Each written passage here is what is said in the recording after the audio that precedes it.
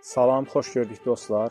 Bilirsiniz ki, son günlər Azərbaycanın və Türkiyənin hakimiyyətə bağlı olan media qurumları güya İsrail və Türkiyə arasında müəyyən soyuqluğun yarandığını və Azərbaycanın da yəni dolayısı yolla İlham Əliyevin də bu soyuqluğu aradan götürməyinə kömək edəcəyi gözlənilir və görüşlər keçirilir.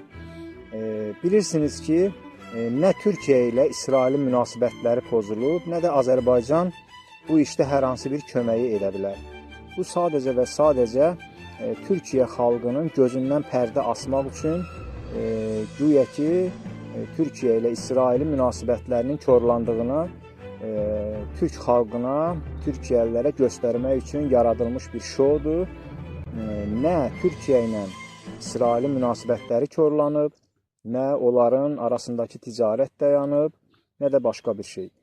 Azərbaycanın da özünü İsrailə dost və qardaş göstərmək üçün yaxşı bir şans yaranıb. Mənim müraciətim Azərbaycan xalqınadır ki, bu cür proseslər, bu cür hadisələr, bu cür görüntülər sizi aldatmasın.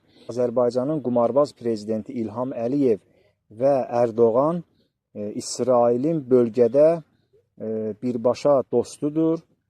İsrailə lazım olan bütün strateji köməkliyi Azərbaycan və Türkiyə dayanmadan, durmadan yerinə yetirir və Qəzzədə bugünə qədər nə qədər uşaq, qadın, insan qətlə yetirilibsə, Azərbaycan hakimiyyətinin və birbaşa Ərdoğanın bu işdə olduqca çox böyük rolu var və Azərbaycan və Türk xalqlarının da bu məsələlərdə susduqlarına görə öz məsuliyyətləri var.